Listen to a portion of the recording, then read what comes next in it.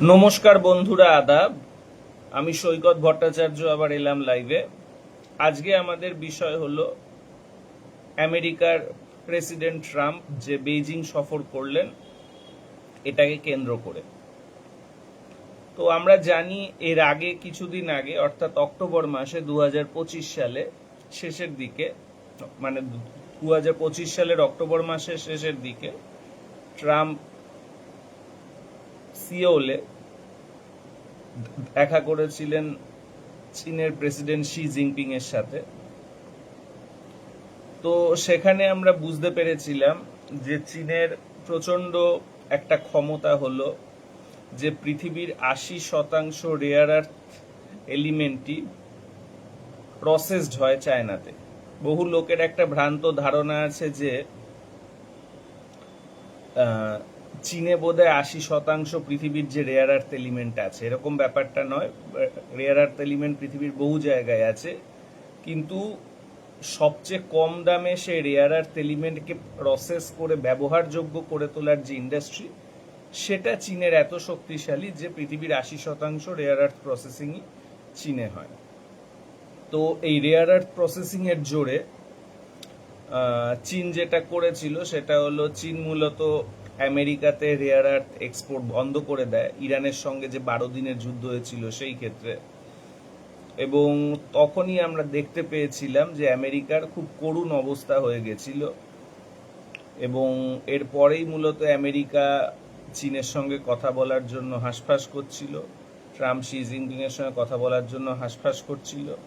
এবং দক্ষিণ কোরিয়ার সিওলে 2025 সালের অক্টোবর মাসের শেষের দিকে একটা আলোচনা হয়। সেই আলোচনায় ঠিক হয় 1 বছরের জন্য রেয়ার আর্থ তারা এক্সটেন্ড করবে। অদ্ভুতভাবে চীন সেখানে সেমিকন্ডাক্টর কেনার কথা আমেরিকার থেকে কিছুই বলেনি। এছাড়াও কিছু আমেরিকান এগ্রিকালচারাল প্রোডাক্টস কেনার কথা ভাবা হয়েছিল। এটা মনে রাখা দরকার যে তখনই ট্রাম্প বলেছিল আগামী দিনেও আমরা একটা মিটিং করব। তো এর থেকে বোঝা যায় যে অনেকগুলো সিরিজ অফ মিটিং আসলে শি জিনপিং এবং ট্রাম্প একে অপরের জন্য অ্যারেঞ্জ করছে। এবং এই মিটিংগুলোর আসল কারণ হলো যে তারা আস্তে আস্তে একটা বিশ্বের নতুন অ্যারেঞ্জমেন্টে যাচ্ছে। সোভিয়েত ইউনিয়ন কোল্যাপস করার পরে আমরা জানি যে একটা ইউনিপোলার ওয়ার্ল্ড গড়ে উঠেছিল। এর আগে একটা বাইপোলার ওয়ার্ল্ড ছিল, যেটাকে একটা কোল্ড ওয়ার পিরিয়ড বলা হয়, অর্থাৎ কিনা দ্বিতীয় বিশ্বযুদ্ধের পরে। কিন্তু কোল্ড ওয়ার পিরিয়ডেও অর্থনৈতিক ক্ষমতায় আমেরিকা সবসময় যে দ্বিতীয় যে আরেক শক্তি ছিল সোভিয়েত ইউনিয়ন, তার থেকে অনেক যোজন এগিয়ে ছিল। হেনরি কিসিঞ্জারের মতে সোভিয়েত ইউনিয়ন একটা বিশাল বড় প্রযুক্তির পাওয়ার ছিল, একটা বিশাল বড় সামরিক পাওয়ার ছিল, কিন্তু সোভিয়েত ইউনিয়ন আমেরিকার তুলনায় অর্থনৈতিক শক্তি ছিল না। সেই জন্য অর্থনৈতিকভাবে ইউনিপোলারিটি আসলে দ্বিতীয় বিশ্বযুদ্ধের পর থেকেই শুরু হয়েছিল। সোভিয়েত পতনের পর সামরিক এবং প্রযুক্তির দিক থেকেও একটা টোটাল ইউনিপোলারিটি শুরু হয়। কিন্তু আমরা জানি যে 2007-এর যে ফিনান্সিয়াল ক্রাইসিস হয়, সে ফিনান্সিয়াল ক্রাইসিসের পর আস্তে আস্তে বোঝা যায় যে চীনের উত্থান শুরু হয়েছে। এবং চীন অ্যাকর্ডিং টু হেনরি কিসিঞ্জার শুধুমাত্র সামরিক আর প্রযুক্তি পাওয়ার হিসেবেই আসছে না, সে বিশাল একটা অর্থনৈতিক পাওয়ার হিসেবেও আবির্ভূত হতে চলেছে। এবং হেনরি কিসিঞ্জার 2018 সালে সিঙ্গাপুরের সিংরালির বৈঠকে ঘোষণা করেছিলেন যে সোভিয়েত ইউনিয়ন যেহেতু অর্থনৈতিক শক্তি ছিল না, সেই জন্য সোভিয়েত ইউনিয়নের এগেনস্টে ইকোনমিক স্যাংশন খুব বেশি কস্টলি হতো না, কারণ অর্থনীতিটা যেহেতু সোভিয়েত ইউনিয়নের ছোট আমেরিকার তুলনায় প্রায় হলো গিয়ে যে 1/4 অথবা 1/3 মধ্যে। এই জন্য আমেরিকা যখন সোভিয়েটের বাজার, সোভিয়েটের প্রযুক্তি, সোভিয়েটের র ম্যাটেরিয়ালকে বাদ দিয়ে চলতো, খুব অসুবিধা হতো না। এছাড়া অন্যান্য ওয়েস্টার্ন কান্ট্রিগুলো আমেরিকার লাই ছিল, জাপানও ছিল। সুতরাং সব মিলিয়ে সোভিয়েত ইউনিয়নের অর্থনীতি হয়তো 11-12% ছিল। সেখানে পশ্চিমের তৎকালীন যে অর্থনীতি হলো গিয়ে যে গ্লোবাল জিডিপির তুলনায় হয়তো 60% ছিল। তো 60 বনাম 11-12 কোনো তুলনাই হয় না। কিন্তু চীন একটা বিশাল বড় অর্থনৈতিক শক্তি। ম্যানুফ্যাকচারিং ধরলে পৃথিবীর 1/3 ম্যানুফ্যাকচারিংই মূলত চীনে। একটা কথা বলা হয় যে America, UK, France, Germany, Japan, south Korea সবার যে ম্যানুফ্যাকচারিং ভ্যালু অ্যাড করলেও সেটা চীনের সমান হবে না, চীন তার থেকেও বেশি তার ম্যানুফ্যাকচারিং পাওয়ার। তো সুতরাং চীনকে ইকোনমিক স্যাংশন করা রীতিমতো অসম্ভব অ্যাকর্ডিং টু হেনরি কিসিঞ্জার। এবং সেই জন্য উনি যখন ডোনাল্ড ট্রাম্প ট্যারিফ ওয়ার শুরু করে 2017 সালে প্রথমবার প্রেসিডেন্ট থাকাকালীন, হেনরি কিসিঞ্জার কিন্তু এটা বিরুদ্ধে ছিলেন। আর উনি মনে করতেন চীনের সঙ্গে আমেরিকা কখনোই সোভিয়েটের মতো করে কিছু করতে পারবে না, কারণ সোভিয়েটের ইকোনমিটা অনেক ছোট বলে তাদের এগেনস্টে স্যাংশন করা যেত, কোল্ড ওয়ার করা গেছে। কিন্তু চীনের সঙ্গে স্যাংশন করা মানে চীনের যে বিশাল বড় শ্রমবাজার, বিশাল বড় যে রিটেল মার্কেট, আর যে বিশাল বড় পণ্যের বাজার, আর যে বিশাল একটা যে প্রযুক্তির উদ্ভাবনী ক্ষমতা, সব কিছুকে স্যাক্রিফাইস করতে হবে, যেটা আমেরিকার অর্থনীতিতেই একটা প্রচণ্ড চাপ তৈরি করবে এবং অন্যান্য ওয়েস্টার্ন এবং জাপানি অর্থনীতিও এটাকে মেনে নেওয়ার মতো জায়গায় থাকবে না। তো এটাই হেনরি কিসিঞ্জারের কথা ছিল এবং হেনরি কিসিঞ্জারের কথাটাই আসলে কিন্তু যে ওয়াল স্ট্রিটের কথা, সেটা আমরা বুঝতে পারি যখন আমরা দেখি যে ওয়াল স্ট্রিটের বড় বড় ইনভেস্টাররা যেমন রে ডালিও, তারপর হলো গিয়ে যে ওয়ারেন বাফেট, তারপর হলো ইলন মাস্ক, এরা প্রত্যেকেই প্রায় চীনের সঙ্গে কোনো ধরনের অর্থনৈতিক সংঘাতে যাওয়ার বিরুদ্ধে। অর্থনৈতিক সংঘাতে যদি না যেতে চায় তাহলে প্রযুক্তি আর সামরিক সংঘাতে যাওয়ারও বিরুদ্ধে তারা। তো এটা খুব স্পষ্ট হতে শুরু করেছিল। তা যাই হোক, ওই 2018 সালে সিংরালীলা বৈঠকেই তাই হেনরি কিসিঞ্জার অফার করেছিল যে আমেরিকা আর চায়নাকে যদি যুদ্ধ এড়াতে হয় তাহলে তাদের একটা রেড লাইন ডিল তৈরি করতে হবে। এটা মনে রাখা দরকার, হেনরি কিসিঞ্জারের যে থিওরি ছিল যে কেন প্রথম বিশ্বযুদ্ধ হয়েছিল এবং প্রথম বিশ্বযুদ্ধ কেন এড়ানো যেত, কিভাবে এড়ানো যেত, এটা ওনার যেহেতু খুব গুরুত্বপূর্ণ সাবজেক্ট, সেই জন্য ওনাকে কিন্তু যে কোল্ড ওয়ারে গুরুত্বপূর্ণ ভূমিকা দেওয়া হয়, কারণ উনি যাতে সোভিয়েটের সঙ্গে আমেরিকার সংঘাত এড়াতে পারেন। তো উনি খুব সাকসেসফুলি সোভিয়েটের সঙ্গে সংঘাত এড়িয়ে গেছিলেন সবসময়। তো উনি বলেছিলেন যে চীনের সঙ্গে আমেরিকার সংঘাতের কোনো জায়গা নেই, চীন খুব বড় একটা অর্থনীতি, অতএব চীনকে একটা জায়গা ছেড়ে দিতে হবে এবং চীনের যে রেড লাইন মেনে আমেরিকা চলবে, আর আমেরিকা আর হলো যে চীনও আমেরিকার রেড লাইন মেনে চলবে। এছাড়াও হেনরি কিসিঞ্জার আরেকটা গুরুত্বপূর্ণ কথা বলেছিলেন যে এআই এর যে আবির্ভাব হয়েছে, এআই এর যে কম্পিটিশন দুজনে মিলে যেন এমন জায়গায় নিয়ে না যায় যে এআই এত শক্তিশালী হয়ে গেল যে সমগ্র বিশ্বকে এআই দখল করে নিল, অর্থাৎ কিনা যে মানুষকে এআই কৃতদাস বানিয়ে দিল, এরকম একটা ওই সিনেম্যাটিক কথা উনি বলেছেন। এবারে জিনিসটা হলো, এর নিরিখে যদি আমরা এবারে বৈঠকটা দেখি বেইজিং এ যেটা হলো কিছুদিন আগে, তাহলে আমরা ক্লিয়ারলি বুঝতে পারবো যে ফাইনালি আমেরিকা এবং চীন উভয়ই এই হেনরি কিসিঞ্জারের দেওয়া যে দুটো বিষয়, যে একে অপরের রেড লাইন মেনে চলো এবং এআই কম্পিটিশন নিয়েও একে অপরের সঙ্গে কোঅপারেট করো যাতে এআই কখনো বিশ্ব মানবতার ওপর ছড়ি না ঘোরাতে পারে, এই দুটো জিনিস মাথায় রেখেই কিন্তু এবারের বৈঠকটা হয়েছে। তো এবারের বৈঠকে আমরা দেখলাম যে আমেরিকার যে বিগেস্ট যারা ক্যাপিটালিস্ট, সেটা হলো যে ব্ল্যাক রক থেকে শুরু করে এগ্রিকালচারাল প্রডিউসার কার্গিল থেকে শুরু করে ইলন মাস্ক থেকে শুরু করে টিম কুক থেকে শুরু করে এনভিডিয়ার সিইও থেকে শুরু করে সবাই চলে গেছে। তো বলা যায় যে ওয়াল স্ট্রিট লেড একটা আলোচনা মূলত এই বেইজিংয়ে হয়েছে। এবার এটা বুঝতে হবে যে ওয়াল স্ট্রিটের চাওয়া কি এবং চীনের চাওয়া কি। আলোচনার আগেই চীন একটা ভাব দেখিয়ে দিয়েছে যে আলোচনা করতে তুমি চেয়েছো, আমি করব, কিন্তু আমি খুব ইন্টারেস্টেড নই। এবং সেই ভাবটা দেখিয়ে চীন কি বলেছে যে 4টে বিষয় নিয়ে কোনো কথাই বলা যাবে না। 1 নম্বর বিষয় হলো তাইওয়ান চীনের, এই নিয়ে কোনো কথা হবে না। মনে রাখা দরকার তাইওয়ান কিন্তু শুধু চীনের ডিসপিউটেড অঞ্চল নয়, চীনের আরেকটা ডিসপিউটেড অঞ্চল আছে, এটা হলো সাউদার্ন টিবেট, অর্থাৎ ইন্ডিয়ার যে লাদাখ এবং অন্যদিকে অরুণাচল এবং উত্তরাখণ্ডের কিছু অংশ, যেটা নিয়ে আমেরিকা কখনো কথা বলেনি, কিন্তু তাইওয়ানের মতো ওটাও কিন্তু চীন নিজের অংশ বলে দাবি করে এবং সেগুলো যে রিকভার করা হবে বলেই সে মনে করে। তো এই বলে তোমার হলো চীন প্রথমেই বলে তাইওয়ান নিয়ে কোনো কথা হবে না।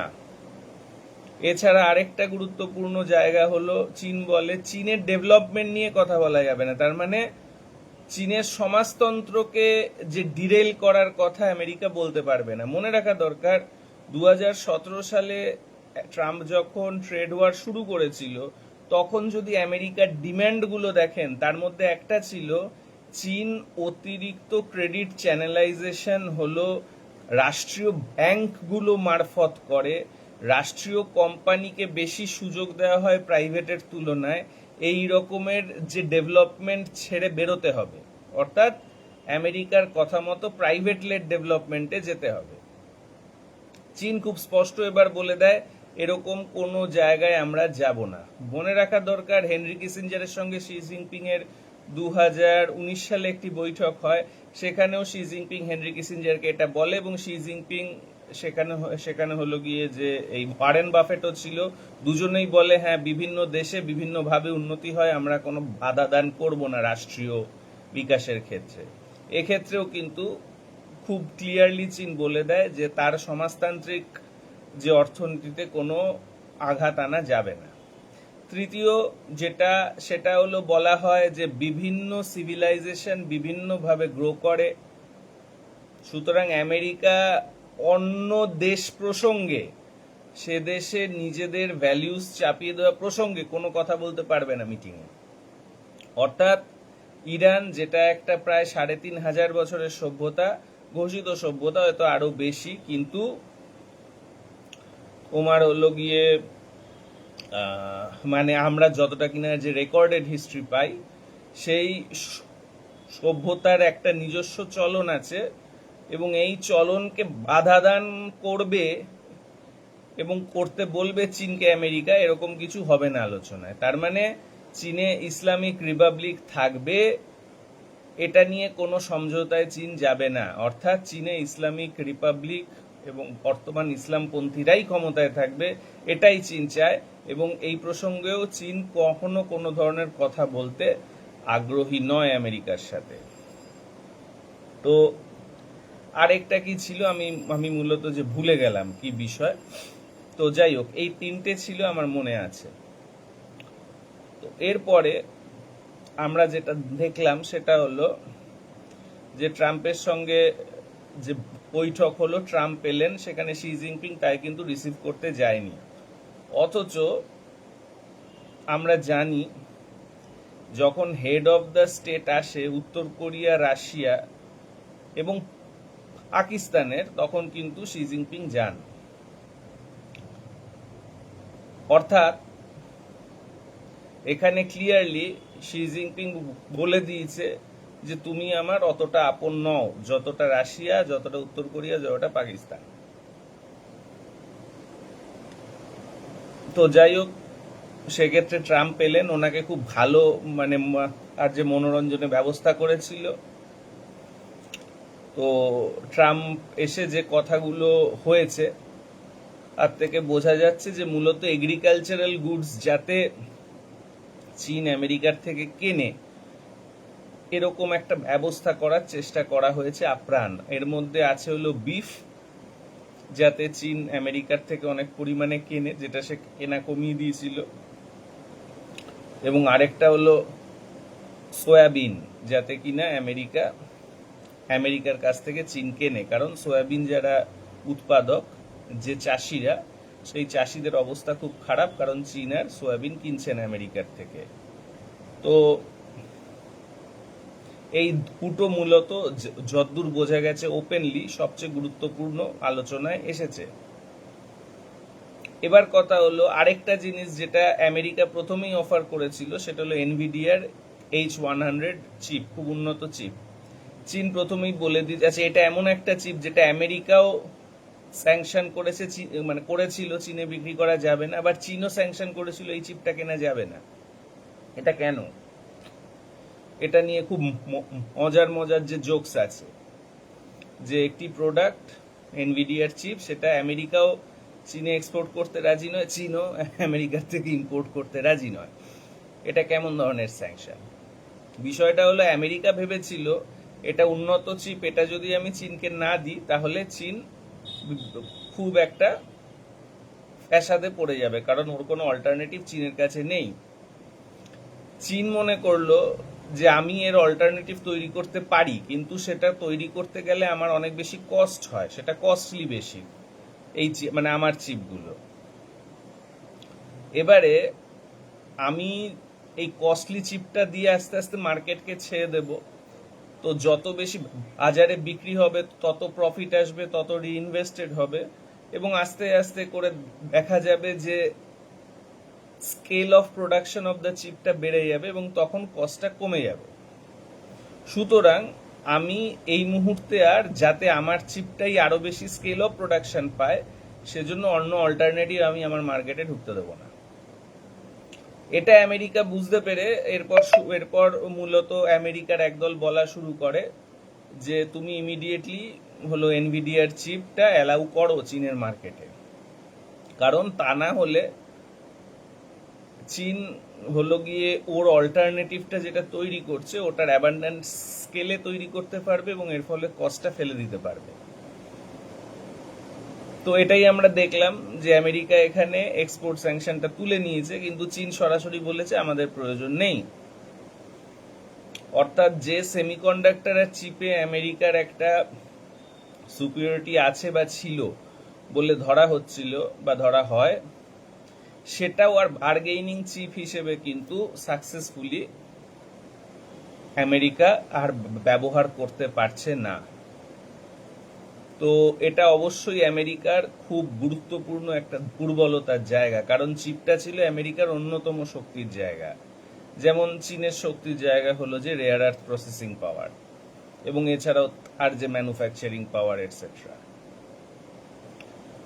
আমরা 2024 পুরো বছর এবং 25 পুরো বছরে দেখেছি চীন কিন্তু 1 ট্রিলিয়নের ওপর ট্রেড সারপ্লাস জেনারেট করতে পেরেছে, এবং সেটা ইউএস স্যাংশনের পরেও। তার মানে ইউএস স্যাংশন আর ট্রেড সারপ্লাসকে তো কমাতেই পারেনি, উল্টে সেটা বাড়িয়েছে। তার মানে চীন কিন্তু আমেরিকার অল্টারনেটিভ যে মার্কেট কিন্তু তৈরি করে ফেলেছে।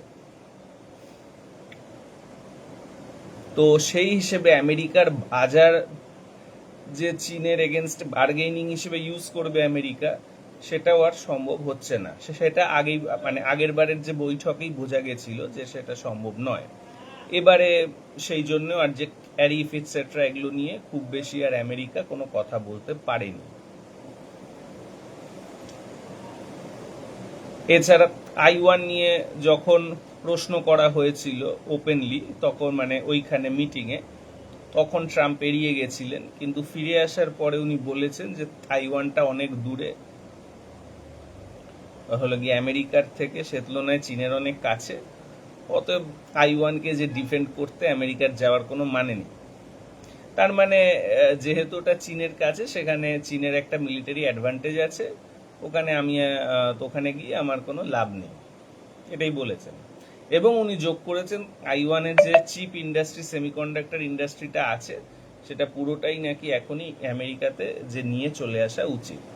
মনে রাখা দরকার, অলরেডি তাইওয়ানের যে টিএসএমসি বলে যে বিখ্যাত সেমিকন্ডাক্টর কোম্পানি আছে, তারা অলরেডি বিশাল একটা ইনভেস্টমেন্ট আমেরিকায় করেছিলেন, মানে সেটা হলো যে ওই যে বাইডেনের আমলে, এবং সেটা আদৌ খুব একটা ফলপ্রসূ ইনভেস্টমেন্ট হয়নি। কারণ এই যে গ্লোবাল সাপ্লাই চেনে কোন দেশটা কিসে হলো গিয়ে যে মানে এমন ভাবে মানে মানে যে এক্স্যাক্টলি কোন সেক্টরে নিজেকে কম্পিটিটিভ করবে সেটা এভাবে বলা যায় না। আমেরিকা চাইলেই বিশেষ একটা সেক্টরে নিজেকে কম্পিটিটিভ বানাতে পারে না, চীনও পারে না, ইন্ডিয়াও পারে না, বাংলাদেশও পারে না, কেউই পারে না। একটা বিশেষ সেক্টর বা বিশেষ কতগুলো সেক্টর এক একটা দেশে কম্পিটিটিভ হয়ে ওঠে। তো যাই হোক, উনি বলেছেন যে ওখান থেকে সব সেমিকন্ডাক্টর নিয়ে আসো, মানে ওটা চীন নিয়ে নিলে নিয়ে নিক, আমাদের শুধু একটাই ব্যাপার আছে, সেটা সেমিকন্ডাক্টর ইন্ডাস্ট্রিটা ওখানে আছে, ওটা সব চীনের হাতে চলে যাবে। ওটাই এখন অবধি একটা ভাবার বিষয়, তাই সব ইন্ডাস্ট্রিটা আমেরিকাতে নিয়ে এলেই মোটামুটি আর চিন্তা ভাবনা করতে হবে না আইওয়ানকে নিয়ে। এবার এছাড়াও মনে রাখা দরকার যে কথা বলার পরে ট্রাম্প যেটা করেছেন সেটা হলো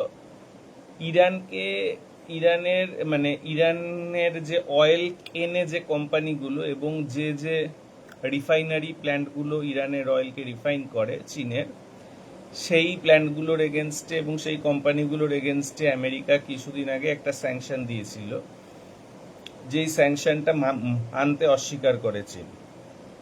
কারণ চীন বলে এটা আমার ব্যাপার, আমি কোন দেশ থেকে কিনবো আর না কিনবো। তো ট্রাম্প কিন্তু কথা বলার পরে এই স্যাংশনগুলো তুলে নিয়েছে, মানে according to Trump officially America মেনে নিয়েছে হ্যাঁ চীন ইরানের থেকে তেল কিনতে পারে।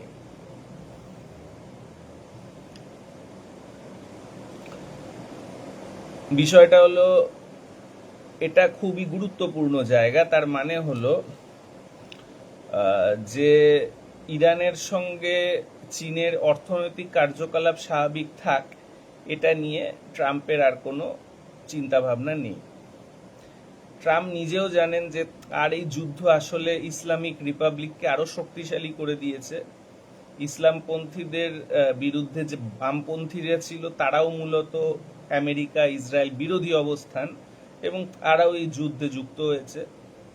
কুর্দদেরকে অস্ত্র দিয়ে ঢুকিয়ে যে হাঙ্গামা করার চেষ্টা হয়েছিল কিছুদিন আগে ফেব্রুয়ারি মাসে, সেটা এবার আর করা যায়নি, কারণ কুর্দরা রাজি হয়নি ম্যাসিভলি গিয়ে মরতে ইরানে। তো উনি জানেন যে ইরানের যুদ্ধ প্রায় ওনার হার হয়ে গেছে, ইসলামিক রিপাবলিককে হটানো যাবে না।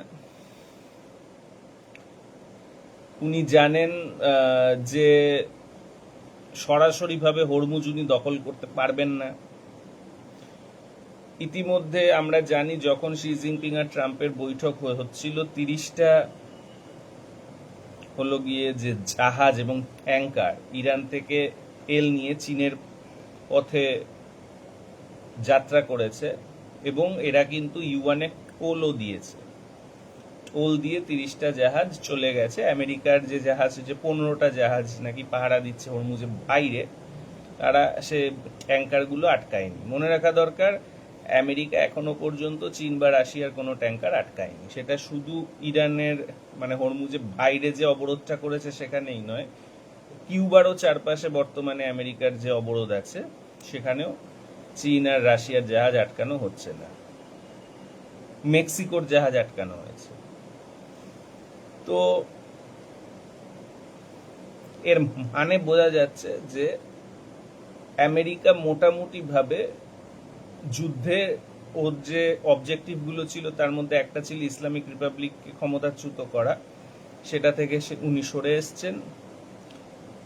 চীনের সঙ্গে ইরানের অর্থনৈতিক সম্পর্ক নিয়েও তার কোনো কথা নেই, এবং উনি মূলত কিভাবে একটা ফেস সেভিং ওয়েতে যুদ্ধ থেকে বেরিয়ে আসবেন এই চিন্তা নিয়ে ট্রাম্প আছে। এখন সেটা কিভাবে সম্ভব সেটা তো ওনারাই জানেন।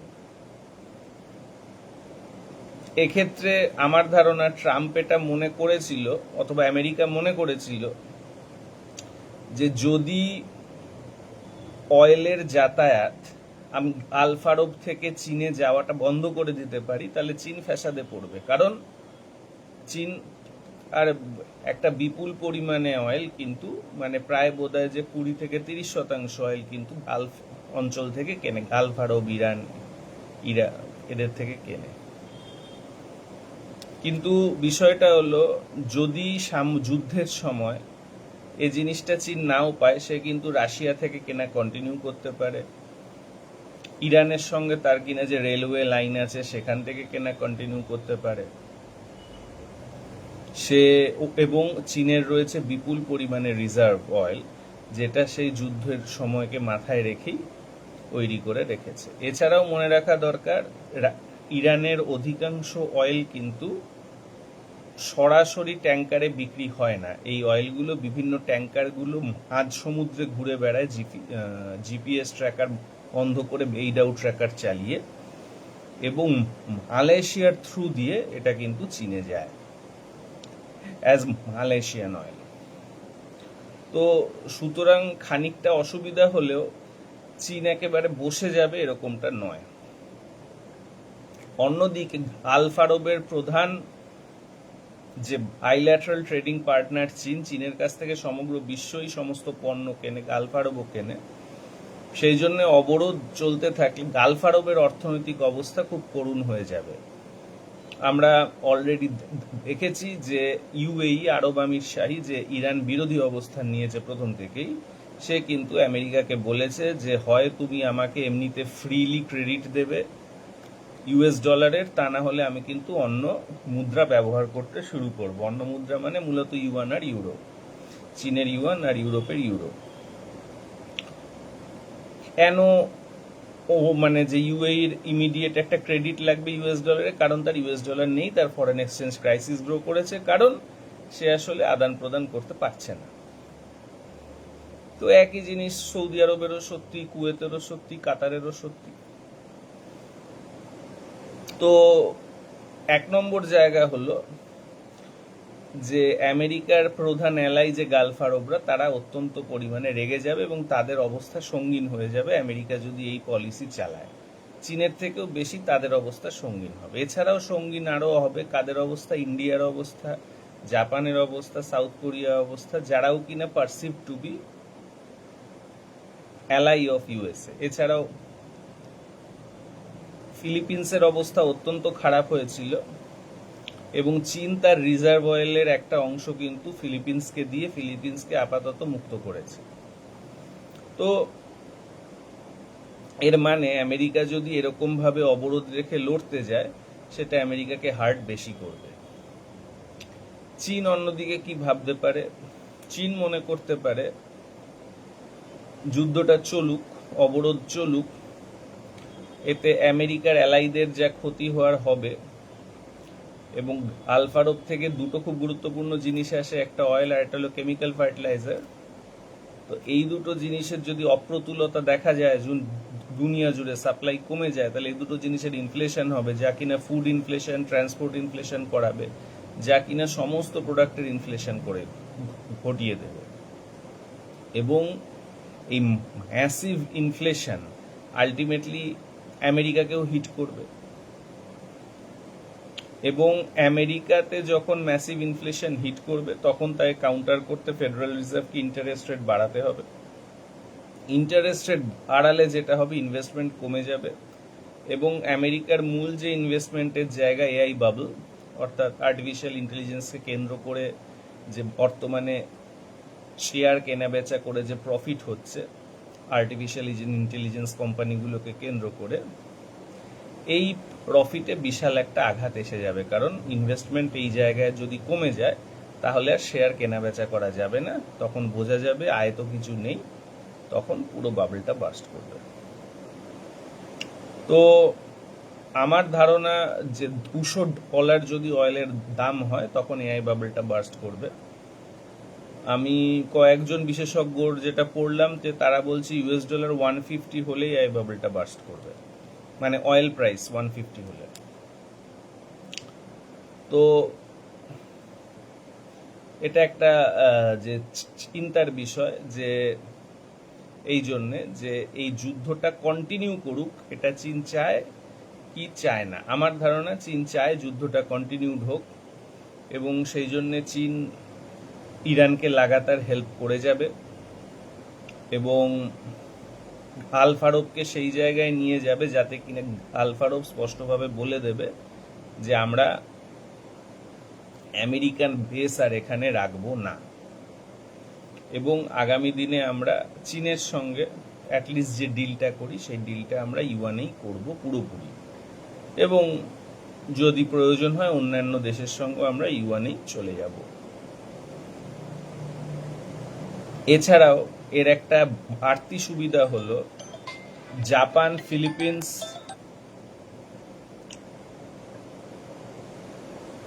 তারপরে ইন্ডিয়া, এই ধরনের যে আমেরিকার অ্যালাইগুলো একটা ম্যাসিভ ইনফ্লেশনের কবলে পড়বে, এবং এ ধরনের ইনফ্লেশনের কবলে পড়লে এই সমস্ত দেশের সরকার প্রচণ্ডভাবে একটা ফ্যাসাদে পড়বে, সেটাও চীনের সপক্ষে যায়, কারণ এই সমস্ত সরকারগুলো মূলত অ্যান্টি চীন এবং প্রো ইউএসএ। জাপানের এখনকার প্রেসিডেন্টকে নিয়ে তো অনেক কথা হচ্ছে, কারণ উনি বলছেন কখনো যে জাপানের নিউক্লিয়ার আর্ম তৈরি করা উচিত, উনি বলছেন কখনো যে জাপানকে রিআর্মামেন্ট করতে হবে, এটসেট্রা। তো সুতরাং এই সরকার ফ্যাসাদে পড়ুক, সেটা চীন চাইতেই পারে। ইন্ডিয়ার ক্ষেত্রেও তাই আমরা অলরেডি দেখতে পেয়েছি, এর আগে আলোচনাও করেছি যে ইন্ডিয়ার অর্থনীতি ভয়ঙ্কর ট্রাবলের দিকে যাচ্ছে। যদি $60 অয়েল যত বাড়তে থাকবে তত কিন্তু সে আস্তে আস্তে একটা হলো ফরেন এক্সচেঞ্জ ক্রাইসিসের দিকে ইন্ডিয়া কিন্তু যেতে থাকবে। তো সুতরাং এটা বলা যায় যে এক মারে চীন কিন্তু যে আমেরিকার সমস্ত অ্যালাই এবং আমেরিকার মধ্যে আমেরিকার যে প্রধান শক্তি এখন এআই বাবল, সেই দুটো জিনিসকেই সে ধূলিসাৎ করতে পারে। সুতরাং চীন এখনো পর্যন্ত আরো যুদ্ধটার কন্টিনিউয়েশন চাইবে বলে আমার ধারণা। যদিও কিছু গোল গোল কথা বলা হয়েছে, আমেরিকা বলেছে চীন হরমুজ খুলতে রাজি। এবার এটা কমন কথা, হরমুজ খুলবে, কিন্তু হরমুজটা বন্ধ হলো কেন? কারণ আমেরিকা যুদ্ধ করলো। সুতরাং কথা হবে তাহলে আমেরিকা যুদ্ধ না করুক, তাহলে হরমুজ খুলে যাবে। দ্বিতীয় আরেকটা কথা বলা হয়েছে যে আমেরিকা যে নিউক্লিয়ার বোম ইরান বানাক, এটা এই হলো যে আমেরিকা বলেছে চীন চায় না যে ইরানে আছে নিউক্লিয়ার বোম থাক। বিষয়টা হলো চীন সবসময় বলে যে পৃথিবীর যে কোনো দেশ যেন শান্তিপূর্ণ পথে নিউক্লিয়ার ব্যবহার করতে পারে। এর আগে যে স্যাংশন সমস্ত দেশ মিলে দিয়েছিল তার মধ্যে চীনও ছিল, যাতে কিনা ইরান সো কল্ড হলো নিউক্লিয়ার বোম বানাতে না পারে। উত্তর কোরিয়ায়ও যে স্যাংশন বসানো হয়েছিল, প্রথমে চীন রাশিয়া ছিল, যাতে কারণ উত্তর কোরিয়া নিউক্লিয়ার বোম বানিয়েছিল। সুতরাং মৌখিকভাবে সবসময় চীন এটাই বলে শান্তিপূর্ণভাবে নিউক্লিয়ার প্রযুক্তি ব্যবহার হোক, আমরা কোনো এক্সট্রা নিউক্লিয়ার পাওয়ার চাই না। কিন্তু আমরা প্রত্যেকেই জানি আব্দুল কাদের খান মারফত উত্তর কোরিয়াকে নিউক্লিয়ার বোমের তৈরির যে প্রযুক্তি হস্তান্তর করিয়েছিল চীন, এবং ইরান এবং যে লিবিয়ার কাছেও যে প্রযুক্তির হস্তান্তর চীনই করিয়েছিল। এটা আমরা আসলে খুব ভালো মতোই জানি। তো সুতরাং যে মুখের কথা অলওয়েজ আসল কথা, এটা নাও হতে পারে, কিন্তু এটা চীনের ঘোষিত মুখের কথা, তো আলাদা কিছু নেই। এছাড়াও বলা হয়েছে যে টোল নেওয়ার ক্ষেত্রেও নাকি চীন বলেছে হ্যাঁ ইরানের টোল নেওয়া উচিত না, ইরান ওমান দুজনে। কিন্তু বিষয়টা হলো ইউএনওর আইন মতে যে 20 নটিক্যাল মাইলস জমি থেকে সমুদ্রের আয়তন হলে সমুদ্রের ডিস্টেন্স অবধি যে কোনো দেশ কিন্তু টোল নিতে পারে। সুয়েজ ক্যানেলে এই জন্যই ইজিপ্ট টোল নিতে পারে, পানামা ক্যানেলে পানামা এই জন্যই টোল নিতে পারে, এবং ইরান ওমানও এই জন্যই হরমুজে কিন্তু টোল নিতে পারে ইউএন আইন মেনে। সুতরাং চীন, রাশিয়া, আমেরিকা টেকনিক্যালি ইউএন ল মেনে কোনো কথা বলার জায়গা কিন্তু এক্ষেত্রে নেই আসলে।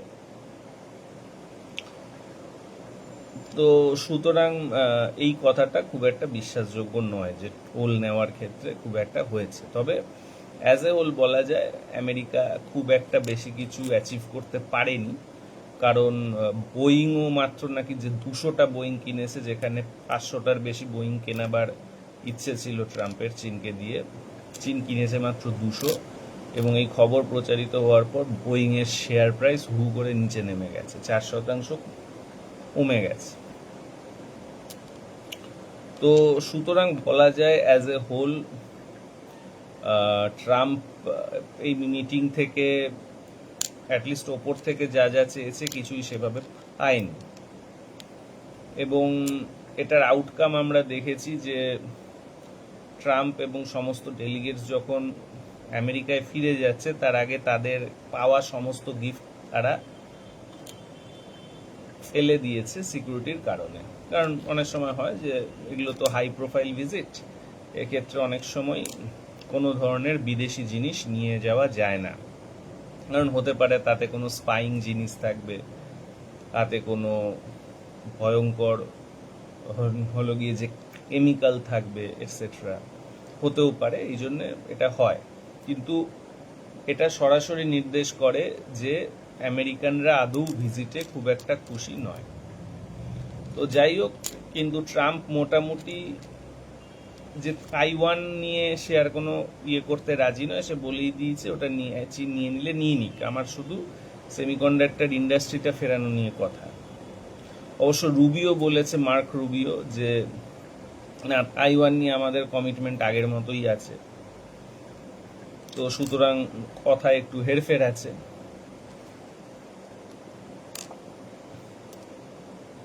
আসলে আমি যেটা বলবো সেটা হলো, আমেরিকা যেটা করেছিল অক্টোবরে 2025-এর অক্টোবরে সিওলে বৈঠকের পরেই, আমেরিকা পরবর্তী বৈঠকের জন্য একটা বার্গেনিং পাওয়ার খুঁজতে থাকে। কারণ সিওলের বৈঠকেই বোঝা গেছিল রেয়ার আর্থ প্রসেসিংকে কাজে লাগিয়ে চীন কিন্তু আমেরিকার এগেনস্টে একটা আপার হ্যান্ড পেয়েছে। তো এই আপার হ্যান্ডকে কাউন্টার করতে আমেরিকা মূলত ভেনিজুয়েলায় মাডুরোকে কিডন্যাপ এর চেষ্টা করে,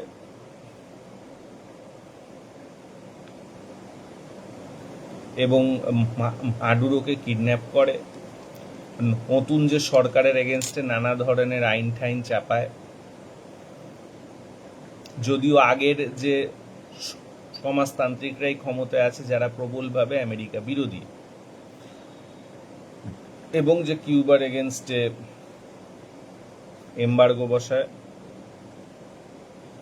কিউবা যাতে একটু অয়েল না পায়, কিউবা যাতে কোনো ইলেকট্রিসিটি না থাকে সে ব্যবস্থা করার চেষ্টা করেন। এছাড়াও যে গ্রিনল্যান্ড তিনি নাকি দখল করবেনই এরকমও কথা বলেন, ইউরোপ তাতে অসন্তুষ্ট হয়। কানাডাকে উনি 51st স্টেট বানাবেন বলেছেন, এটসেট্রা। তো এবং উনি বলেছেন যে ওয়েস্টার্ন হেমিস্ফিয়ারটা হলো আমেরিকার হেমিস্ফিয়ার, মানে এখানে ইউএস এর কথাই শেষ কথা। এটা পেন্টাগন থেকে বারবার বলা হয়েছে। তো এরপর উনি যেটা করেন, ইরানের সঙ্গে একটা যুদ্ধের চেষ্টা করেন।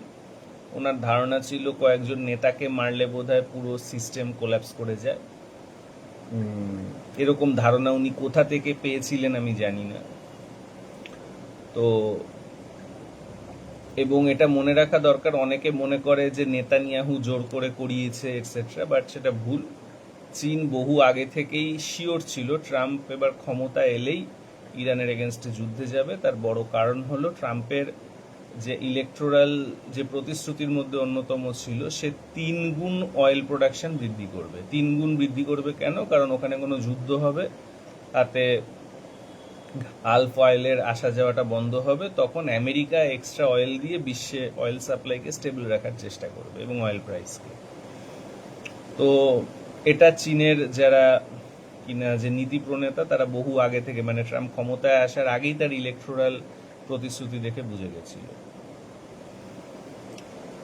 তো উনি ইরানের যুদ্ধ করেন এবং সেখানে গিয়ে ফেঁসে যান। ইনফ্যাক্ট ইরানের যুদ্ধে ফেঁসে যাওয়ার প্রবল সম্ভাবনা আছে বলেই ইরানের যুদ্ধে গিয়ে, এবং ইরানের যুদ্ধ কখনো অন্য আমেরিকান প্রেসিডেন্টরা করতে যায়নি, কারণ ওরা জানতো যে গেলে ফেঁসে যাওয়ার যথেষ্ট সম্ভাবনা আছে, এবং সেটাই হলো। আমেরিকা যুদ্ধে গেল, ফেঁসে গেল, এবং এর সঙ্গে যুক্ত হলো যেটা, সেটা হলো চীনের যে স্যাটেলাইট টেকনোলজি, যেটা প্রবলভাবে ইরানকে সাহায্য করলো প্রিসাইজ আঘাত করতে, এবং আমেরিকা তার সমস্ত আলফারো বেস মূলত হারিয়ে ফেলল। এছাড়াও এটা প্রমাণ হয়ে গেল যে আমেরিকান স্যাটেলাইটের থেকে চাইনিজ স্যাটেলাইট অনেক বেশি কার্যকর, অনেক উন্নত, এবং হলো গিয়ে আমেরিকার বিশাল যে একটা যে নেভি আছে, বিশাল পয়সা দিয়ে তৈরি নেভি, সেটা ইরানের মতো একটা ছোট দেশের বিরুদ্ধেও এটা কার্যকর হতে পারছে না গালফ অফ হরমুজকে ছিনিয়ে নেওয়ার ক্ষেত্রে। এবং আমেরিকার যে বেস এবং আমেরিকার এয়ারক্রাফট ক্যারিয়ার, এগুলো কিন্তু আধুনিক মিসাইলের কাছে কতগুলো সিটিং ডাক, এবং এগুলোর বিরুদ্ধে কাউন্টার করার ক্যাপাসিটি কিন্তু আমেরিকার এই এয়ারক্রাফট ক্যারিয়ার বা বেসগুলো নেই। ইরানের বিরুদ্ধেই যদি না থাকে, তাহলে চীন আর রাশিয়ার বিরুদ্ধে কি কাজ করবে? তো আমেরিকার বাইরে গিয়ে আমেরিকার পাওয়ার প্রজেকশনেও বিশাল একটা আঘাত এই যুদ্ধ এনেছে। এখন ফলে ভেনিজুয়েলায় মাদুরোকে কিডন্যাপ করার পরে যে বার্গেনিং পাওয়ারটা বেড়েছিল ট্রাম্পের, ইরানের যুদ্ধে হেরে গিয়ে আর বার্গেনিং পাওয়ার অনেকটাই কমে গেছে। ট্রাম্প খুব ভালো করেই জানে যে স্থলপথে যে মিলিটারি নামানো রীতিমতো অসম্ভব, কারণ স্থলপথে মিলিটারি নামিয়ে ইরাক আর আফগানিস্তানেই গোহারান হার হয়েছে। ইরানে তো জেতার মিনিমাম সম্ভাবনাও নেই। শুধু কতগুলো লোক মরবে, কফিন আসবে, লোকেরা আরো রেগে যাবে, এবং অয়েল প্রাইস আরো হাই হবে, চূড়ান্ত একটা খারাপ জায়গায় চলে যাবে।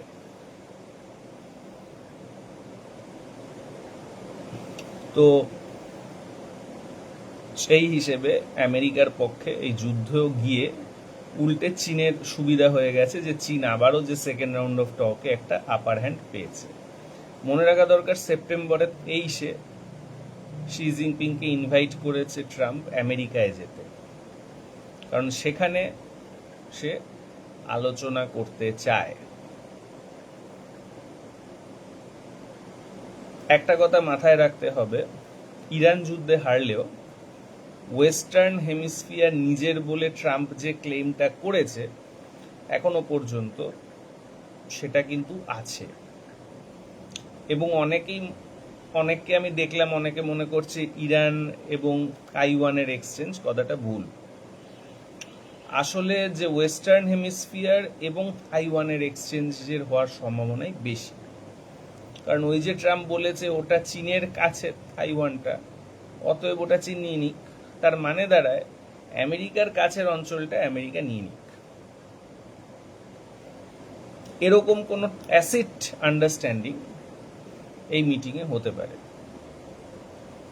ইরানে কি হবে সেটা হয়তো যুদ্ধের মারফত আস্তে আস্তে সেটেলমেন্ট হবে।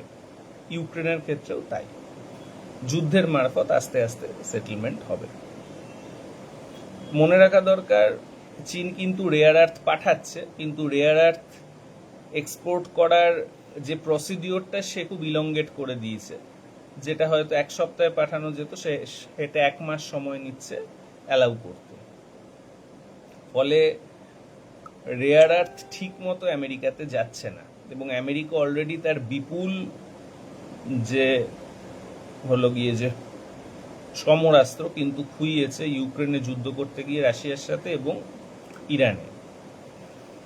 এবং বর্তমানে আমেরিকার বিভিন্ন মিসাইল সংখ্যা অত্যন্ত কম, এবং একে যদি নতুন করে গড়ে তুলতে হয় তাহলে রেয়ার আর্থ লাগবে। যে রেয়ার আর্থটা চীন মূলত আস্তে আস্তে পাঠাচ্ছে, তা হলো গিয়ে যে সেটা পাঠাচ্ছে, কিন্তু তার যাওয়া আসাটা অনেক স্লো করে দিয়েছে। এই স্লো যাওয়া আসাটাও যাতে না হয়, যাতে তাড়াতাড়ি পাঠায়, সেটাও হয়তো আমেরিকা রিকোয়েস্ট করেছিল। কিন্তু যেহেতু লড়াইটা চীনেরই সঙ্গে, চীন সে রিকোয়েস্ট মানবে না, এটা ধরেই নেওয়া যায়, বা একটু হয়তো ফাস্ট করবে। তো এই যে মিটিংটা হলো সেখানেও আমরা দেখলাম আমেরিকার অবস্থা আরো করুণ, তার মানে সিওলে যে হাল ছিল তার থেকেও এখানে আমরা তার অবস্থাটা করুণ দেখলাম। এবার আমেরিকা কি করতে পারে? সিওলে কথা বলার পরে যেমন আমেরিকা দুটো অ্যাকশন নিয়েছে ভেনিজুয়েলা এবং ইরানে, আমার ধারণা বেইজিং এ কথা বলার পরে এবং এরপরে ওয়াশিংটনে যে কথাটা হবে ওর আগে, এর মাঝামাঝি সময় আমেরিকা আরো দুটো অ্যাকশন নেবে।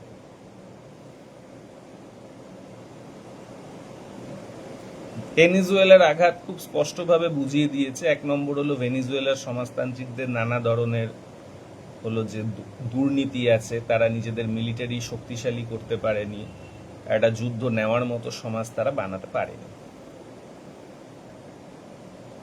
একই কথা ভেবে আমেরিকা কি কিউবাকে অ্যাটাক করতে পারে? অ্যান্সার হলো পারতে পারে, কিন্তু কিউবাও কি একই রকম? অ্যান্সার হলো নাই হতে পারে, কারণ কিউবা প্রায় 70 বছর ধরে এমবার্গো খেয়ে সে কিন্তু টিকে আছে। আচ্ছা, এই জিনিসটা কি সমগ্র হলো গিয়ে যে ল্যাটিন আমেরিকা জুড়ে কি আমেরিকা করতে পারে? অ্যান্সার হলো পারে। হঠাৎ করে কি যে গ্রিনল্যান্ড দখল করে নিতে পারে? অ্যান্সার হলো পারে। কারণ এই অঞ্চলগুলোটা যেহেতু আমেরিকার নিকটবর্তী, এখানে আমেরিকার একটা মিলিটারি অ্যাডভান্টেজ আছে ওভার চায়না অ্যান্ড রাশিয়া, এবং তাইওয়ানকে আমেরিকার হাতে ছেড়ে দেওয়ার অর্থ দাঁড়ায় যে তোমার ব্যাকইয়ার্ডটা যেহেতু তোমার হাতে ছেড়ে দিচ্ছি, আমার ব্যাকইয়ার্ডটাও আমি নিয়ে নেব। অতএব এগুলো হওয়ার যথেষ্ট সম্ভাবনা আছে। আর কিছু আছে? অ্যান্সার হলো আছে। আমেরিকা এখন অবধি তাইওয়ান নিয়ে হয়তো কিছুটা পুরোটা না, হয়তো গ্রিন সিগন্যাল চীনকে দিয়েছে। সত্যি বলতে তাইওয়ান নিয়ে গ্রিন সিগন্যাল দেওয়ার মানে দাঁড়ায় যে আমেরিকা তাইওয়ানের যে ডেমোক্র্যাট পার্টিকে বলবে আমরা ভাই আর হলো যে তোমাদের সাথে নেই। অলরেডি কুওমিন্টাং পার্টি, দুটো যে বড় পার্টি আছে তার মধ্যে কুওমিন্টাং পার্টি হলো চীনের সঙ্গে ইউনিয়নের পক্ষে, আর যে ডেমোক্র্যাট পার্টি হলো গিয়ে ইউনিয়নের বিপক্ষে। তো ডেমোক্র্যাট পার্টিকে যদি বলে দেয় যে আমি তোমার সাথে নেই আমেরিকা, তাহলে ডেমোক্র্যাট পার্টিও কুওমিন্টাং এর সঙ্গে জয়েন করে একটা সমঝোতা স্বাক্ষর করে নেবে, হংকং অ্যাকাউয়ের মতো, যেটাকে আমরা বলি যে হলো গিয়ে যে ওয়ান কান্ট্রি টু সিস্টেম, অর্থাৎ চীনের সমাজতন্ত্র থাকবে কিন্তু তাইওয়ানে ধনতন্ত্রই থাকবে, ক্যাপিটালিজমই থাকবে, কিন্তু একটাই যে দেশ হবে। তো এটা আমি মনে করি না যে যুদ্ধের খুব একটা অবকাশ আছে, এবং চায়না অনেক দিনই যে ওয়েট করতে পারে এর জন্য। অথবা যুদ্ধ কিছুই হবে না, জাস্ট হয়তো যাবে, ভেতরে ভেতরে একটা আন্ডারস্ট্যান্ডিং থাকবে, নিয়ে নেবে।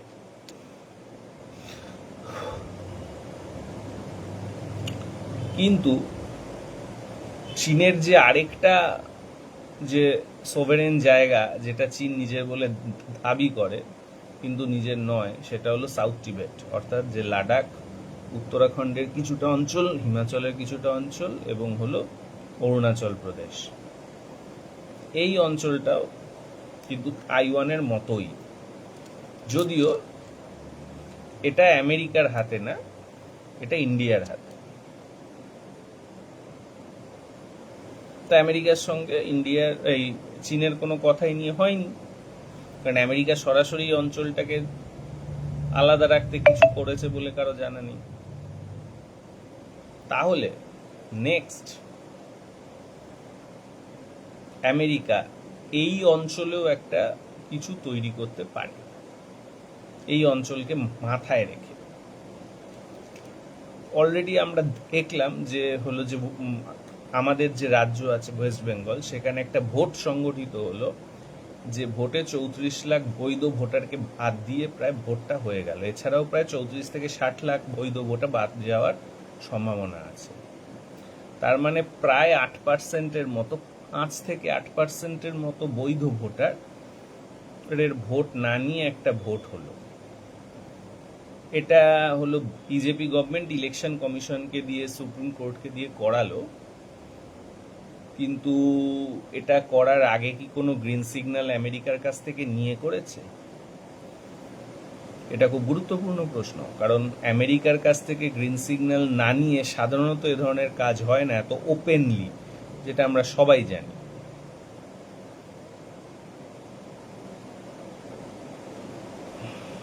আচ্ছা, আমেরিকার গ্রিন সিগন্যাল ছিল বলেই কি কোনো লড়াই এখানকার যে শাসক পার্টি তৃণমূল থেকে ছিল না এভাবে ইলেকশন করার বিরুদ্ধে? ইম্পর্টেন্ট প্রশ্ন। শুধুমাত্র যে ওয়েস্ট বেঙ্গলের জয়টাকে কেন্দ্র করে, একটা অঙ্গরাজ্যের জয়কে কেন্দ্র করে কেন US president Trump Indian prime minister Narendra মোদীকে কনগ্রাচুলেশন জানাবে, এবং বেইজিং সফর শেষে কলকাতায় কেন মার্ক রুবিও আসবে?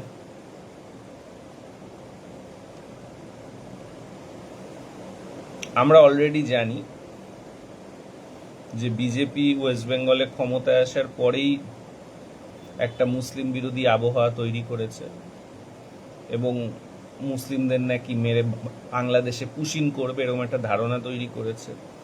আসামের মুখ্যমন্ত্রীও এ ধরনের কথা বলেছেন এবং এটা জেনে বাংলাদেশ রিয়্যাক্ট করেছে এবং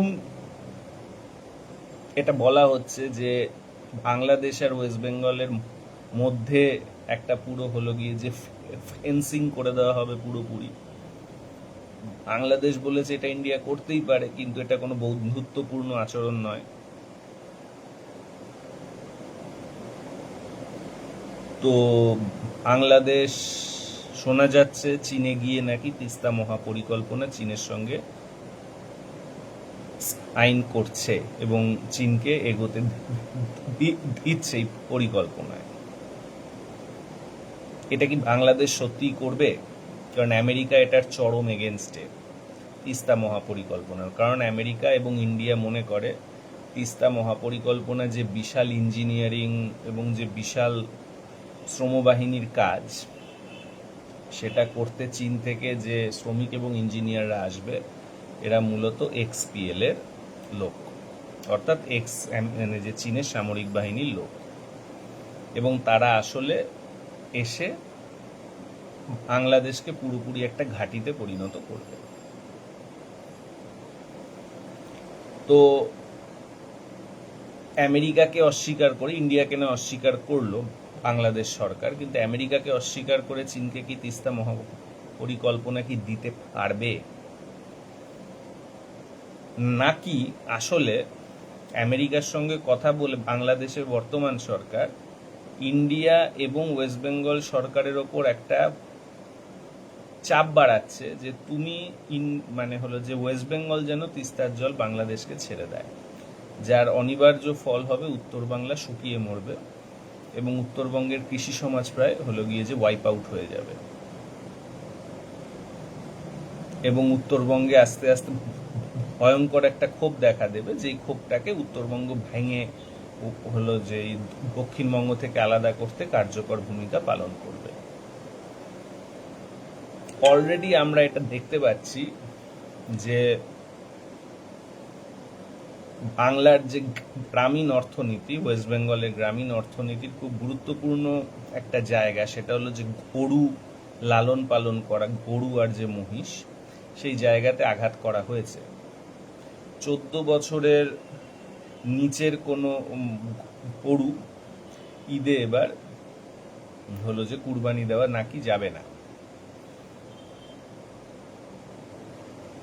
এর মানে প্রচুর যে গরু চাষি আছে, যাদের মধ্যে অধিকাংশই হিন্দু, তারা যে গরু অনেক সময় লালন পালন করেন, অনেক সময় যে দুধের জন্য এবং অনেক সময় সেটা ঈদে যে বিক্রি করে একটা মোটা টাকা ইনকাম করার জন্য, সে জিনিসটা বন্ধ হয়ে যাবে এবং এর ফলে ওয়েস্ট বেঙ্গলে গ্রামের অর্থনীতি বিশালভাবে ধাক্কা খাবে।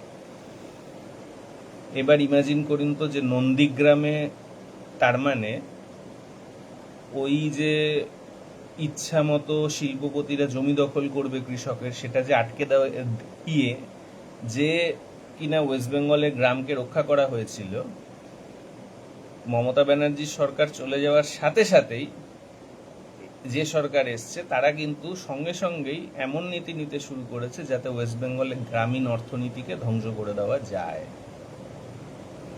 এটা মনে রাখা দরকার যে গরু নিয়ে এত কথা কিন্তু শুধুমাত্র ধর্মীয় কারণে নয়, এর পেছনে আছে গ্রাম বাংলা এবং গ্রাম ভারতের অর্থনীতিকে পুরোপুরিভাবে ধ্বংস করে দেওয়ার মধ্যে, এবং একই সঙ্গে চামড়ার ব্যবসাও, যেটা কিনা উর্দুভাষীদের হাতে, গুজরাটি মারওয়াড়িদের হাতে নয়। এবং চামড়ার ব্যবসা উর্দুভাষীদের হাতে বলেই ইন্ডিয়ার সবচেয়ে বড় দুটো জুতোর ব্র্যান্ড কিন্তু বাঙালি হিন্দুর হাতে। চামড়ার ব্যবসা গুজরাটি মারওয়াড়িদের হাতে চলে গেলে সবচেয়ে বড় দুটো জুতোর ব্র্যান্ড বাঙালি হতো না, গুজরাটি মারওয়াড়ি হতো। তো অলরেডি তার মানে আঘাত আসা শুরু হয়ে গেছে।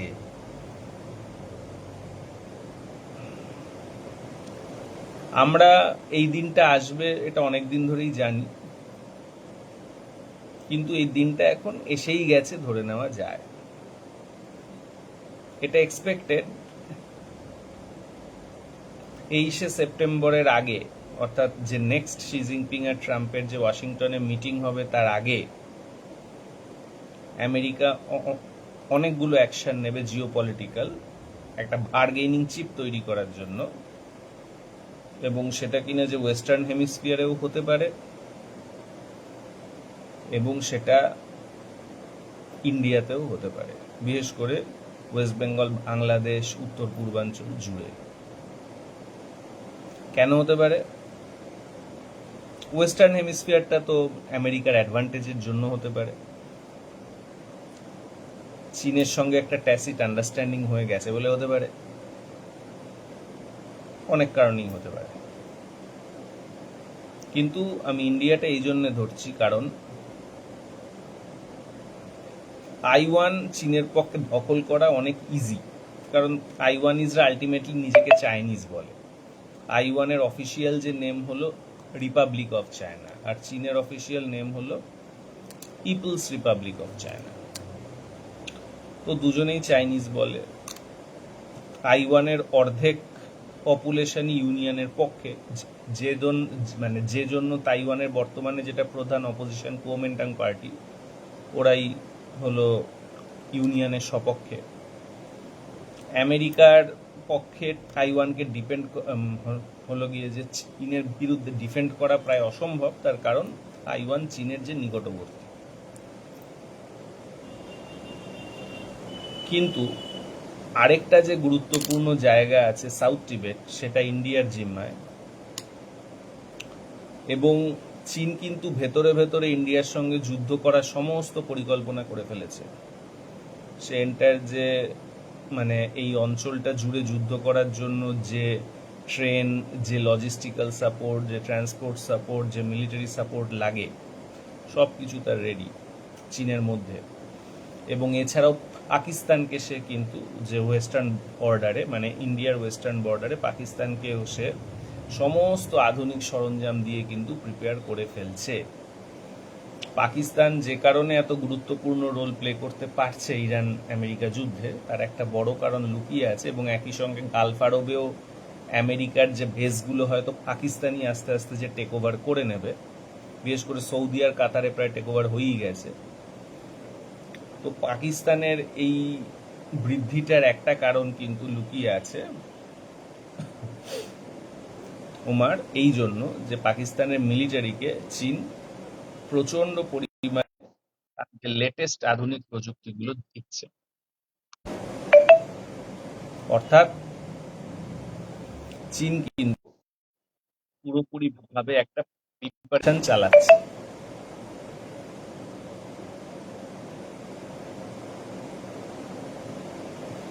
একটা যুদ্ধে। তো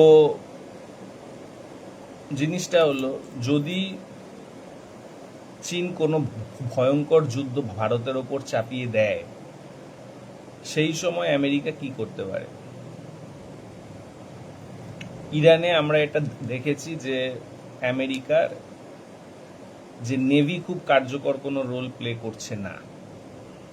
এবং সরাসরি চীনের সঙ্গে সংঘাতে চলে যাবে এটাও সম্ভব নয়। এবং ইরানের যুদ্ধে যদি আমেরিকা শেষ অবধি হেরে চলে যায় তাহলে কিন্তু সত্যি বলতে গোটা অঞ্চলটাই চীনের কবজায় চলে যাবে। ফলে ইন্ডিয়াকে তখন একা যাবে এই অঞ্চলে।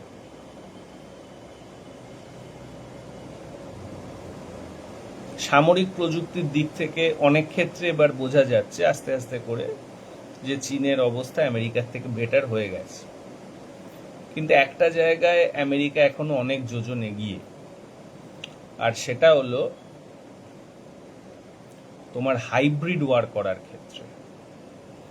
অর্থাৎ কিনা আমেরিকার ইন্টেলিজেন্স নেটওয়ার্ক এখনো আমরা বলতে পারি চীনের থেকে অনেক অনেক বেশি শক্তিশালী। এর একটা বড় কারণ হলো আমেরিকা মূলত হলো যে ব্রিটিশ সাম্রাজ্য, ফ্রেঞ্চ সাম্রাজ্য, পর্তুগিজ সাম্রাজ্য, ডাচ সাম্রাজ্য অর্থাৎ পুরনো ইউরোপিয়ান কলোনিয়ালিজমের একটা উত্তরাধিকারী।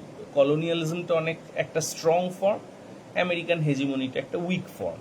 মানে উইক ফর্ম বলতে এখানে যে দেশগুলো স্বাধীন তার বার্গেনিং পাওয়ার অনেক বেশি, আর কলোনিয়ালিজমে দেশগুলোর একটুও স্বাধীনতা ছিল না। কিন্তু এইটার জন্যই সে উত্তরাধিকার বলে ইউরোপিয়ান যে প্রায় 300 বছর ধরে গড়ে ওঠা যে ইউরোপিয়ান যে একটা নেটওয়ার্ক ছিল, ইউরোপিয়ান যে একটা ইকোসিস্টেম ছিল, সেই ইকোসিস্টেমটা পুরোপুরিভাবে আমেরিকার জিম্মায় চলে যায় আফটার সেকেন্ড ওয়ার্ল্ড ওয়ার। তো সুতরাং আমেরিকার যে ইন্টেলিজেন্স নেটওয়ার্ক সেটা অনেক অনেক বেশি কিন্তু শক্তিশালী। আমেরিকান না বলে অ্যাংলো স্যাক্সন বলাটা ভালো, কারণ যে ব্রিটিশদের হাত থেকে তো আমেরিকা এই অঞ্চলটা নিজের হাতে পেয়েছে। আমরা যদি দেখি যে বাংলাদেশ বর্তমান প্রাইম মিনিস্টার, যিনি কিনা শেখ হাসিনার আমলে বিদেশে ছিলেন, উনি কিন্তু পুরো সময়টাই ছিলেন যুক্তরাজ্যে, লন্ডনে।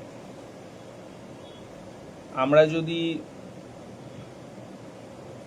মমতা ব্যানার্জিকে দেখি, উনি ইলেকশন হওয়ার প্রায় 6 মাস আগে কিন্তু লন্ডনে গেছিলেন। আমরা যদি জ্যোতি বসুকে দেখি, জ্যোতি বসু কিন্তু প্রতি শীতেই হলো গিয়ে লন্ডন ট্যুর করতেন, এবং এই ট্যুরটার পোশাকি কারণ ছিল হলো যে বিদেশি ইনভেস্টমেন্ট আনা, কিন্তু উনিও কিন্তু যে লন্ডনেই যেতেন। তো এখন তো সাংহাই, দুবাই এগুলো তো মূলত যে লন্ডনের থেকে অনেক বেশি উন্নত শহর। তো সেটা আদৌ হয়তো বাঙালিরা জানে না, সেটা হতেই পারে। একটা চাষাভুষো জাত, একটা সিডেন্টারি জাত,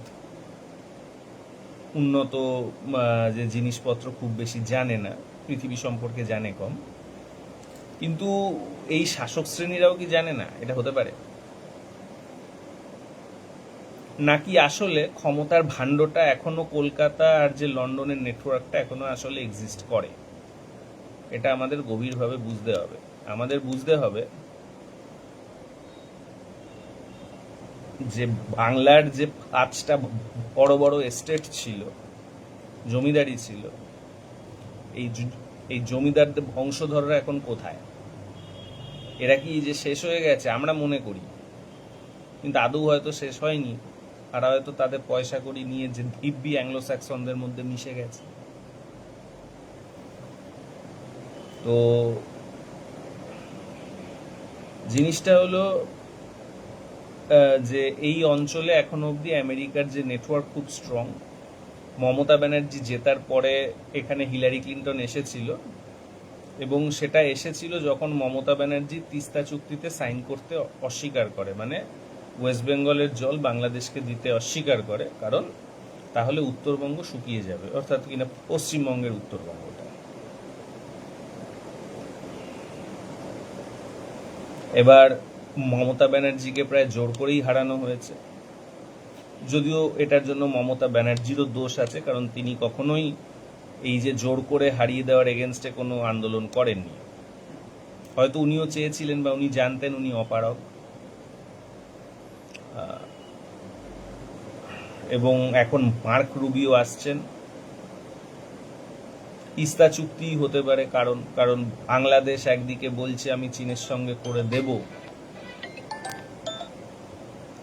আর অন্যদিকে এই সময় যদি ওয়েস্ট বেঙ্গলকে বাধ্য না করা যায় জল দিতে, তাহলে হয়তো চীনকে তিস্তা মহাপরিকল্পনার ডিল দিয়েই দেওয়া হবে।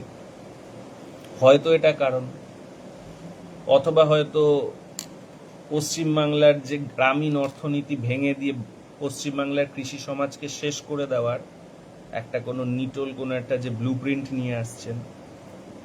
কারণ আমরা দেখেছি যে সিঙ্গুর নন্দীগ্রাম আন্দোলনের সময় খুব কষ্ট করে এই কর্পোরেট পুঁজিকে হারানো হয়েছিল।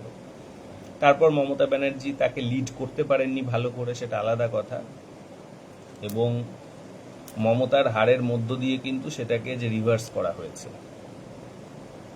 তো এই যে বাংলার কৃষি সমাজকে শেষ করে দেওয়া, এটার ক্ষেত্রে আমরা তো ওপর থেকে যে গুজরাটি মারওয়াড়ি পুঁজি এবং তাদের যে দালাল যে বাঙালি মধ্যবিত্তদের তো আমরা তো যে দেখছি দিন রাত, যে হকার যখন শিয়ালদা স্টেশন থেকে উচ্ছেদ হচ্ছে, সবই তো মানে হিন্দু, সবই বাঙালি হিন্দুই তো অনেক আছে, কিছু হয়তো তোমার যে বিহারিও আছে, বিহারি হিন্দুই আছে, সেটা এটাও আছে। তো এদের যখন উচ্ছেদ করা হয়, আমরা দেখতে পাচ্ছি বাঙালি মধ্যবিত্ত বলছে খুব ভালো হয়েছে। ঠিক যেমন কৃষক উচ্ছেদের সময় খুব ভালো হচ্ছিল, বুদ্ধবাবু খুব ভালো মানুষ, খুব সততার সঙ্গে কৃষক উচ্ছেদ করে অল্প টাকায় জমি দিয়ে দেয় বড় বড় বিজনেসম্যানদের। তো বাঙালি মধ্যবিত্ত তো এই জিনিস। গুজরাটি মারোয়ারিরা ন্যাচারালি তারা যেহেতু কিনা যে পুঁজিপতি, তারা তো অল্প টাকায় জমি চাইবেই, কিন্তু এদের পেছনে এই অ্যাংলো স্যাক্সনরা এখনো প্রবলভাবে আছে, এরকম একটা ধারণাও যথেষ্ট পরিমাণে আছে। এবং সেই জন্যই হয়তো হিলারি ক্লিন্টন এসেছিল মমতা ব্যানার্জির সঙ্গে কথা বলতে, ডোনাল্ড ট্রাম্প নরেন্দ্র মোদীকে কনগ্রাচুলেশন জানায় ওয়েস্ট বেঙ্গলের একটা ইলেকশন জেতার জন্য, এবং মার্ক রুবিও চিন্তা করেন যে কলকাতায় আসবেন। আমরা আগামী দিনে খুব ভয়ঙ্কর একটা হয়তো হাইব্রিড ওয়ারের দিকে এগোচ্ছি। আমরা জানি যে নন্দীগ্রামে কেউ যদি আনিক ফকিরের যে সাহিত্য পড়ে, সেখানে নন্দীগ্রামের চোখের পানি বলে একটা লেখা আছে, উপন্যাস আছে।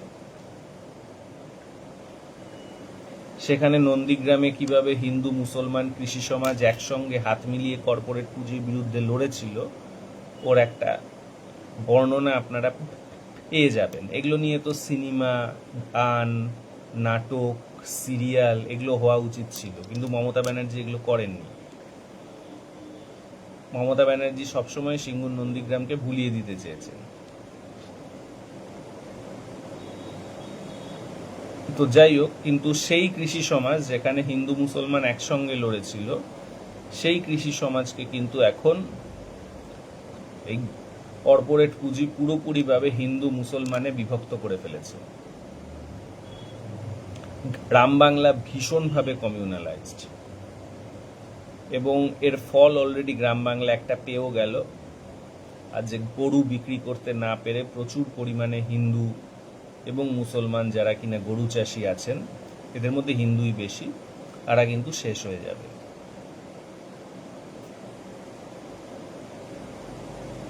এবং আস্তে আস্তে এভাবে কিন্তু যে গ্রাম বাংলার বিভিন্ন সেক্টরকে ধসিয়ে দেওয়া হবে। এই যে গরিব মানুষগুলো শেষ হয়ে যাবে, এরাই কিন্তু আবার মূলত আরএসএস বিজেপির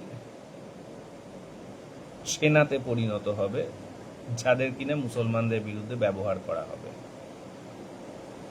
আমি এটা দেখছি যে অজস্র পশ্চিমবাংলার মুসলমান বলছে হ্যাঁ হ্যাঁ আমরা গরু খাবো না, গরু কিনবো না, যে হিন্দু গরু চাষিরা মরুক। ওরা বুঝছে না, যখন অত্যাচারিত একে অপরের সাথে ইউনাইট করার চেষ্টা না হয়ে নিজেদের বিভক্ত করে, তখন কি হয়? এই যে বিভক্তিমূলক কথা, এর ফল হবে এই গরিব রাশিগুলো অনেকে হয়তো মরে যাবে, কিন্তু অধিকাংশই মরবে না। অধিকাংশ গরিব হয়ে যাবে, যে গরিব মানুষগুলোকে আবার বিজেপি আরএসএস ব্যবহার করবে নানা ধরনের উল্টোপাল্টা কাজে, উল্টোপাল্টা দাঙ্গায়।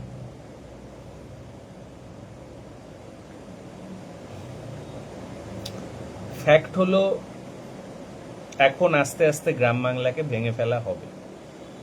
এবং যেহেতু নন্দীগ্রাম, সিঙ্গুর, রাজারহাট জুড়ে আমি সবসময় থেকেছি আন্দোলনের সাথে, সেটা নিজের চোখের সামনেই আমাদেরকে দেখতে হবে।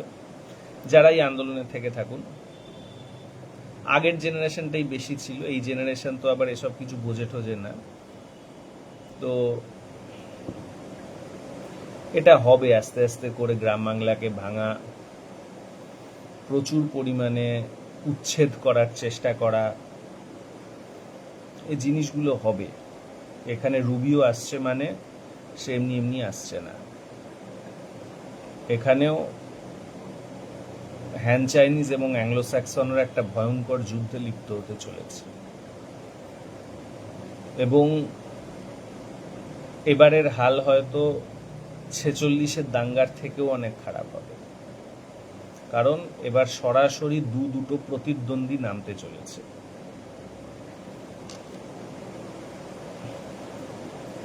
যাই হোক, আপনারা প্রত্যেকে ভালো থাকবেন। অজস্র ধন্যবাদ।